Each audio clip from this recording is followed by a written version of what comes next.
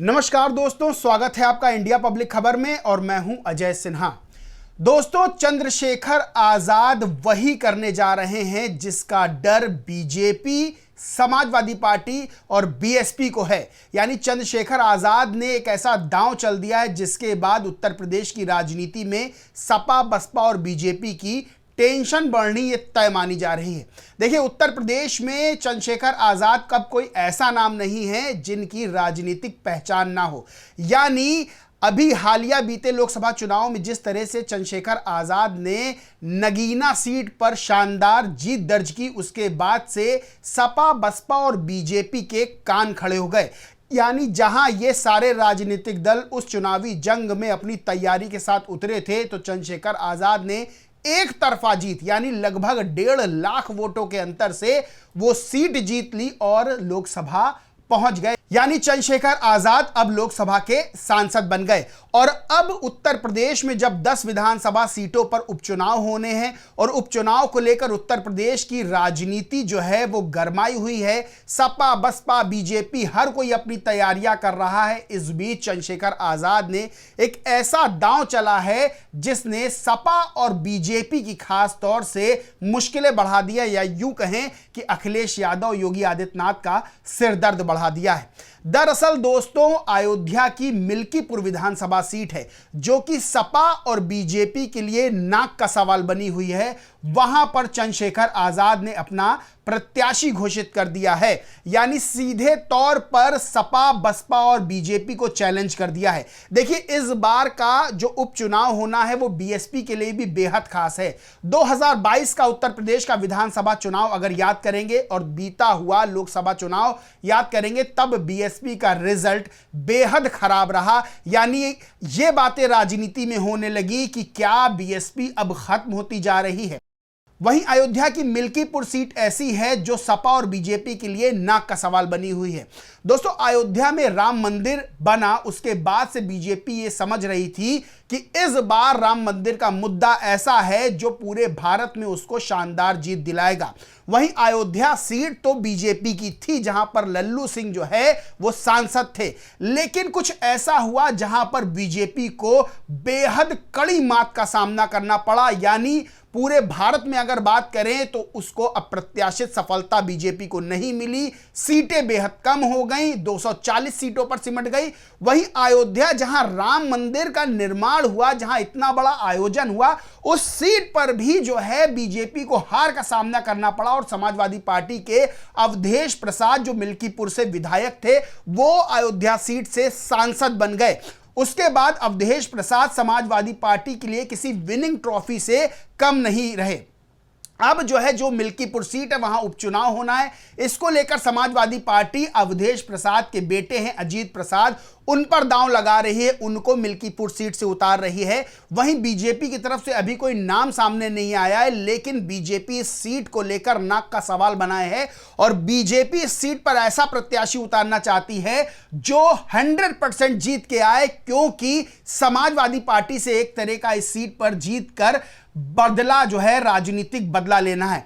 अब बात करें बीएसपी की, तो बीएसपी भी इस सीट पर जीत दर्ज करना चाहती है, क्योंकि बीएसपी उपचुनाव में अपनी ताकत का प्रदर्शन करना चाहती है और दिखाना चाहती है कि हम अभी राजनीतिक रूप से पूरी तरह से जो है वो एक्टिव है, पूरी तरह से ताकत को अपने पास रखते हैं। और मिल्कीपुर सीट पर बीएसपी भी अपना प्रत्याशी जो है उतार चुकी है। अगर बात करें तो जो है बीएसपी की ओर से राम सागर कोरी को उतारा गया है। राम सागर कोरी कौन है मैं बता देता हूं। 2022 में बीएसपी ने मिल्कीपुर सीट से राम सागर कोरी को उतारा था और राम सागर कोरी जो है 46,000 वोट पाकर तीसरे नंबर पर रहे थे।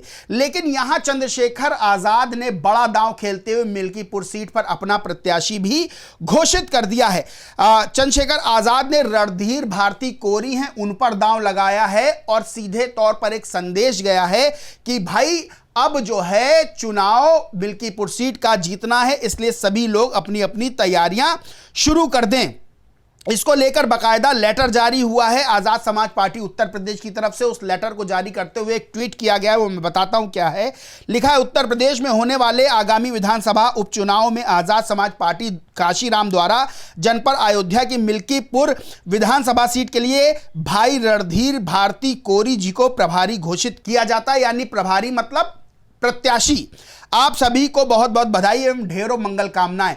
देखिए, उत्तर प्रदेश में 10 सीटों पर उपचुनाव होने हैं। इन उपचुनाव को लेकर सभी राजनीतिक दल अपनी तैयारियां कर रहे हैं, पूरी तैयारियों के साथ जुटे हुए हैं।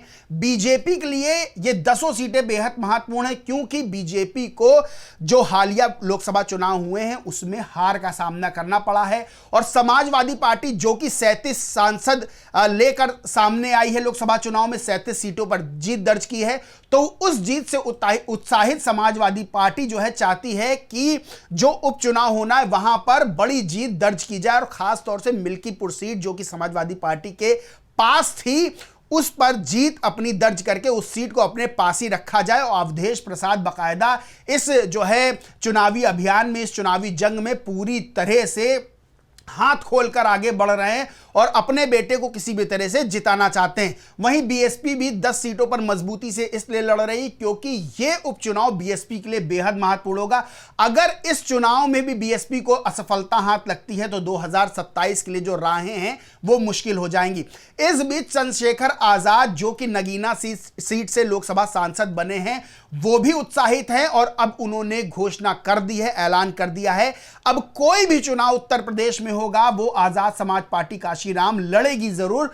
और चंद्रशेखर आजाद ने कहा है कि अब हम अपनी ताकत दिखाएंगे। देखिए, बीएसपी का कमजोर होना एक तरह से चंद्रशेखर आजाद का उभार माना जा रहा है। यानी यह माना जा रहा है कि बीएसपी जैसे जैसे चुनाव दर चुनाव कमजोर हो रही है, वो जो स्पेस क्रिएट हो रहा, उस स्पेस को भरने के लिए चंद्रशेखर आगे बढ़ते जा रहे हैं। अब मिल्कीपुर सीट पर अपना जो प्रत्याशी घोषित चंद्रशेखर आजाद ने कर दिया है, तो यह माना जा रहा है कि ना सिर्फ बीएसपी की बल्कि समाजवादी पार्टी और बीजेपी की भी ये टेंशन बढ़ाने वाला है। अच्छा, इसको लेकर खबरों का बाजार भी गर्म है।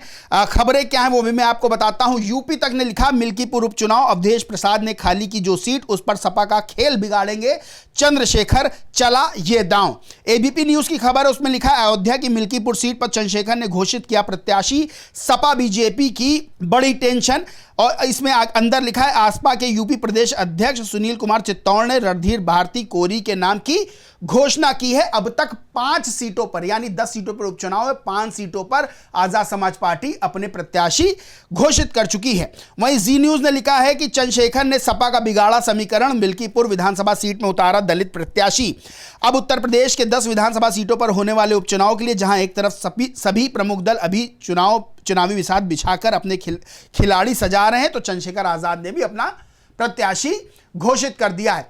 दोस्तों, 10 सीटों की अगर बात करें तो 5 सीटें ऐसी हैं जो सपा के खाते में थी, जिन पर 5 जो विधायक थे वो सपा के थे, तो 5 सीटें तो ये सपा जीतना ही चाहती है। बाकी 5 सीटें जो बची हुई हैं उसमें 3 सीटें जो है बीजेपी के हिस्से में थी, वहीं 1 सीट रालोद और 1 सीट निषाद पार्टी की थी। तो ये 10 सीटें हैं, 10 सीटों पर समीकरण जो है तैयार किए जा रहे हैं, बिसात बिछाई जा रही है हर राजनीतिक दल की तरफ से। लेकिन चंद्रशेखर आजाद एक ऐसा नाम है जो उत्तर प्रदेश में किसी भी सीट पर खेल बना या बिगाड़ सकते हैं, और 5 सीटों पर तो उन्होंने घोषणा की है। जो 5वीं सीट मिल्कीपुर है, जहां पर प्रत्याशी घोषित किया है, वो जो है सपा बसपा और बीजेपी की टेंशन बढ़ाने वाला है।